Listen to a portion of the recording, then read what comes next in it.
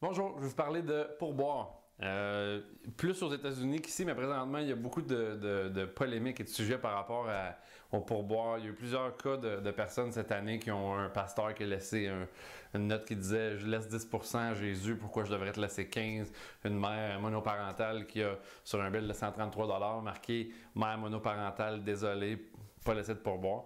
D'un autre côté, il y a des gens qui sont contre les pourboires, qui pensent que les serveurs, ça devrait aux propriétaires de payer les serveurs adéquatement, que c'est pas à eux de financer ça. Et de l'autre côté, bien évidemment, il y a les serveurs qui, eux, vivent de ces pourboires-là, puis qui ne voudraient pas les voir s'en aller.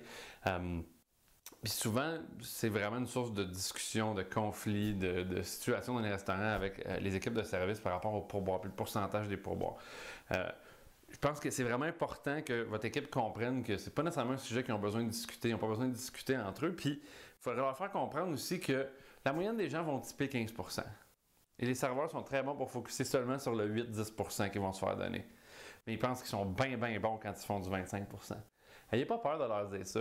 Quand ils font du 25%, c'est pas parce que c'est les meilleurs serveurs de la Terre, c'est parce que cette personne-là est généreuse et elle titre très bien. La plupart des gens, même s'ils ont un très bon service, vont donner peut-être 15, peut-être 18 quand ça va bien. Les gens qui typent 25, c'est parce que c'est des gens qui sont comme ça. Comme les gens qui typent 5, 8, 10% ou qui laissent pas de pourboire, c'est des gens qui pensent différemment puis qui en laissent pas. À la fin de la semaine, à la fin du mois, à la fin de l'année, tous les serveurs dans la plupart des restaurants vont faire leur 15% de pourboire et ils n'ont pas vraiment besoin de s'inquiéter de ça. S'ils se focusent à donner une expérience aux clients, à connaître leurs produits sur le bout de leurs doigts, ils vont bâtir des relations avec ces gens-là, ils vont faire des meilleurs pourboires, ces gens-là vont recommencer à venir les voir, puis ils vont se faire une clientèle, puis votre restaurant va être encore plus occupé, achalandé. Et ça va aider à avoir les mêmes pourboires tout le temps.